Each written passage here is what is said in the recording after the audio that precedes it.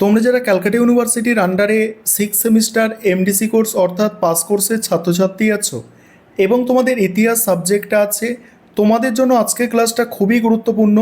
আজকে ক্লাসে তোমাদের সিসি 7 পেপার এবং সিসি 8 পেপার, এই দুটি পেপারের 100% কমনযোগ্য সাজেশান নিয়ে আলোচনা করব। এবং তোমরা কারা সিসি 8 পেপার পড়বে এবং কারা সিসি 7 সিসি 8 দুটোই পড়বে তোমরা প্রত্যেকেই জানো। তাও একবার বলবো, 5th সেমিস্টারে তোমাদের যাদের একটা ইতিহাস পেপার ছিল, ভালো করে শুনবে, 5th সেমিস্টারে যাদের একটা ইতিহাস পেপার ছিল তোমাদের এই দুটো পেপারই পড়তে হবে। এবং 5th সেমিস্টারে তোমরা যারা দুটো ইতিহাস পেপার পড়ে এসেছো তোমাদের কেবলমাত্র একটা পেপার অর্থাৎ সিসি 8টা পড়তে হবে। কোয়েশ্চেন প্যাটার্ন তোমরা জানো, 10 নম্বরের দুটো প্রশ্ন, 20 নম্বরের দুটো প্রশ্ন, 5 নম্বরের 3টে প্রশ্নের অ্যান্সার করতে হবে। প্রথমে সিসি 7 পেপারের সাজেশান দেখে নাও। এবং এখানে যেগুলো 3টে করে স্টার দেওয়া আছে এই প্রশ্ন কোনোভাবেই স্কিপ করবে না, এগুলো অবশ্যই ভালো করে দেখে যাবে। এর মধ্যে থেকেই আশা করি কমন পেয়ে যাবে এবং এক্সট্রাও কিছু প্রশ্ন এখানে তোমরা পাবে, তবে স্টার দেওয়া প্রশ্নগুলো সব থেকেই গুরুত্বপূর্ণ। প্রথমে তোমরা সিসি 7 পেপার যেটা আছে সেটা দেখো, হিস্ট্রি অফ মডার্ন ইউরোপের ওপরে। দেখো 10 নম্বর 20 নম্বরের প্রথম প্রশ্ন দেখছো তোমরা, ফরাসি বিপ্লবে দার্শনিকদের অবদান, ফরাসি বিপ্লবে দার্শনিকদের অবদান আলোচনা করো। তারপরের প্রশ্ন হচ্ছে ফ্রান্সের অভ্যন্তরীণ সংস্কারের ক্ষেত্রে নেপোলিয়নের সাফল্য। নেক্সট হচ্ছে 1933 থেকে 1939 সালের মধ্যে হিটলারের বৈদেশিক নীতি মূল্যায়ন করো। এই নীতি কি দ্বিতীয় বিশ্বযুদ্ধের জন্য দায়ী ছিল? তারপরের প্রশ্ন, জার্মানির ঐক্য সাধনে বিসমার্ক ও পাসিয়ার ভূমিকা। পরের প্রশ্ন আছে দেখো, ব্রিটেন ও মহাদেশীয় ইউরোপে শিল্পায়ন প্রক্রিয়ার মধ্যে পার্থক্য নির্ণয় করো। তারপরের প্রশ্ন দুটি বিশ্বযুদ্ধের অন্তর্বর্তীকালে গৃহীত তোষণ নীতির সমালোচনামূলক মূল্যায়ন করো। নেক্সট, ইটালির ঐক্য সাধনে মাৎসিনি গ্যারিবোল্ডি ও ক্যাভুরের ভূমিকা, পরের প্রশ্ন 1929 থেকে 1933 সালের মহামন্দার প্রকৃতি ও তাৎপর্য আলোচনা করো। নেক্সট, ফ্রান্সের সংবিধান সভার কার্যাবলী আলোচনা করো, পরের প্রশ্ন আছে যে 1917 সালে বলশেভিক বিপ্লবের প্রেক্ষাপট ও গুরুত্ব আলোচনা করো। তারপরে প্রশ্ন, এখানে দেখো এই যে প্রথম 10টা প্রশ্ন করলেই আশা করি তোমরা সমস্ত বড় প্রশ্ন কমন পেয়ে যাবে। এছাড়াও কিছু প্রশ্ন এখানে দেয়া আছে, সেগুলো তোমরা দেখে নাও। যেমন 11 নম্বর প্রশ্ন আছে, 1870 থেকে 1914 পর্যন্ত সময়কালকে কেন সাম্রাজ্যবাদের যুগ বলা হয়? তারপরে ভার্সাই সন্ধি কীভাবে দ্বিতীয় বিশ্বযুদ্ধের প্রেক্ষাপট সৃষ্টিতে সহায়ক হয়েছিল? পরের প্রশ্ন, ফ্রান্সে সন্ত্রাসের শাসনের একটি মূল্যায়ন করো। তারপরের প্রশ্ন, ইটালিতে ফ্যাসিবাদের উত্থান এবং জার্মানিতে নাৎসিবাদের উত্থান বিশ্লেষণ করো। নেক্সট আছে, দুটি বিশ্বযুদ্ধের মধ্যবর্তী সময়ে সোভিয়েত ইউনিয়নের সমাজতান্ত্রিক পুনর্গঠনের কর্মসূচি আলোচনা করো। পরের প্রশ্ন আছে, স্পেনের গৃহযুদ্ধ কি দ্বিতীয় বিশ্বযুদ্ধের পটভূমি তৈরি করেছিল? আলোচনা করো। তারপরের প্রশ্ন আছে, 1815 থেকে 1848 সালের মধ্যে ইউরোপে রক্ষণশীল শক্তি ও বিপ্লবী আন্দোলনের চরিত্র আলোচনা করো। আবারও বলছি, প্রথম 10টা প্রশ্ন সবথেকে গুরুত্বপূর্ণ। এবারে 5 নম্বরের প্রশ্ন দেখো, 5 নম্বরের প্রশ্ন, কোড নেপোলিয়ান বা নেপোলিয়ানের আইন সংহিতা সম্পর্কে টিকা। পরের প্রশ্ন, প্রথম শিল্প বিপ্লব কেন ইংল্যান্ডে সংগঠিত হয়েছিল? তারপরের প্রশ্ন আছে, ফরাসি বিপ্লবের ইতিহাসে টেনিস কোর্টের শপথের গুরুত্ব। নেক্সট, নাৎসি সোভিয়েত আক্রমণ চুক্তি সম্পর্কে সংক্ষিপ্ত টিকা। নেক্সট, মিউনিক চুক্তি সম্পর্কে টিকা লেখো। পরের প্রশ্ন, জার্মানির ঐক্যে জোলভেরাইনের ভূমিকা কী ছিল? পরের প্রশ্ন, সাম্রাজ্যবাদ সম্পর্কে হবসন ও লেনিনের তত্ত্ব সংক্ষেপে আলোচনা করো। নেক্সট, মানবাধিকার ও নাগরিক অধিকারের ঘোষণাপত্র এর তাৎপর্য কী ছিল? নয়া অর্থনৈতিক নীতি বা এনইপি কি?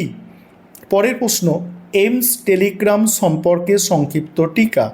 এখানেও এই 10টা প্রশ্ন 5 নম্বরের সবথেকে গুরুত্বপূর্ণ। পরের প্রশ্ন, বলকান সমস্যা কতটা তাৎপর্যপূর্ণ? অর্থাৎ প্রথম বিশ্বযুদ্ধের প্রাক্কালে বলকান সমস্যা। ফ্রান্সে 1830 সালে জুলাই বিপ্লবের গুরুত্ব বা প্রেক্ষাপট বিশ্লেষণ করো। নেক্সট আছে এপ্রিল থিসিস কি? এপ্রিল থিসিস কি? নেক্সট, ভিয়েনা সম্মেলনে 3টি মূল নীতি কী ছিল? ভিয়েনা সম্মেলনের 3টি মূল নীতি। পরের প্রশ্ন, ফরাসি সংবিধান সভা কিভাবে ফ্রান্সের চার্চ সমস্যার সমাধান করেছিল? এবং বাকি কয়েকটি প্রশ্ন আছে, তোমরা দেখে নাও।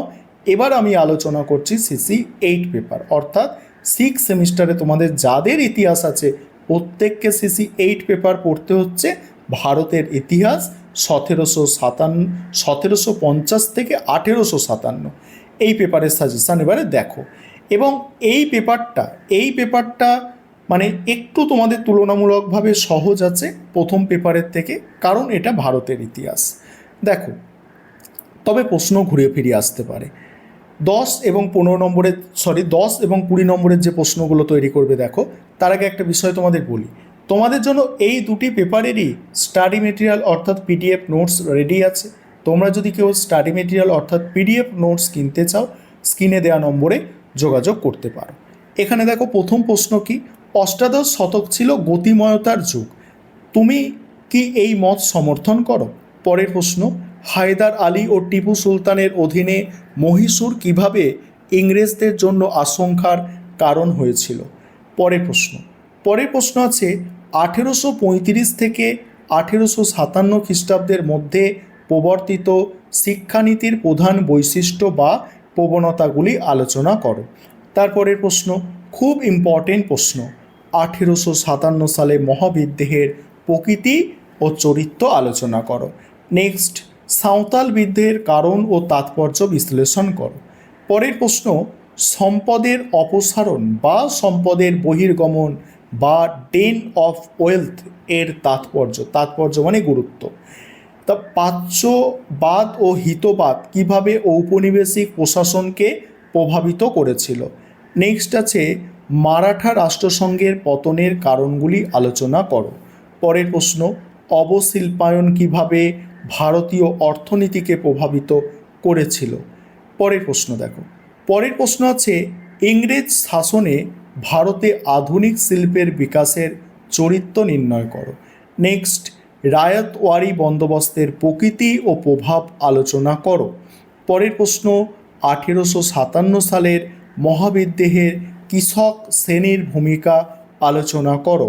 পরের প্রশ্ন, চিরস্থায়ী বন্দোবস্ত প্রবর্তনের কারণ কী ছিল? এই ব্যবস্থা কি সফল হয়েছিল? পরের প্রশ্ন, এখানে দেখো, এখানে তোমাদের প্রথম 12টি প্রশ্ন স্টার দিয়ে চিহ্নিত করা আছে। এই 12টি প্রশ্ন সবথেকে গুরুত্বপূর্ণ। বাকি প্রশ্নগুলো তোমরা একটু দেখে নাও। এবার আমি 5 নম্বরের প্রশ্ন আলোচনা করছি, ভালো করে বোঝো।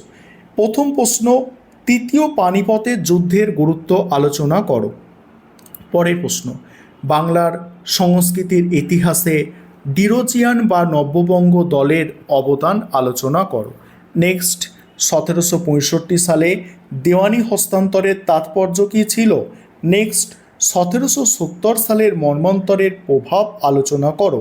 পরের প্রশ্ন, সম্পদের নির্গমন বা ড্রেন অফ ওয়েলথের ওপরে টিকা। ওয়াহাবি আন্দোলনের প্রকৃতি আলোচনা করো। রাজা রামমোহন রায়কে আধুনিক ভারতের জনক বলা হয় কেন? 1813 খ্রিস্টাব্দের চার্টার অ্যাক্টের গুরুত্ব কী ছিল? মহারানীর ঘোষণা এর তাৎপর্য আলোচনা করো। এবারে দেখো, লর্ড ডালহৌসির সত্যবিলোপ নীতির প্রয়োগ ও অভিঘাত বিশ্লেষণ করো। এই 10টা প্রশ্ন সবথেকে গুরুত্বপূর্ণ। মেকলে মিনিট দেখে যাবে, টিকা বা তাৎপর্য আকারে যাই আকারে আসুক। উডের ডিসপ্যাচটাও ভালো প্রশ্ন, অর্থাৎ এখানে ভালো প্রশ্নই লেখা আছে, তবে যেগুলো খুব গুরুত্বপূর্ণ তার পাশে স্টার দিয়ে তোমাদের চিহ্নিত করে দেওয়া আছে।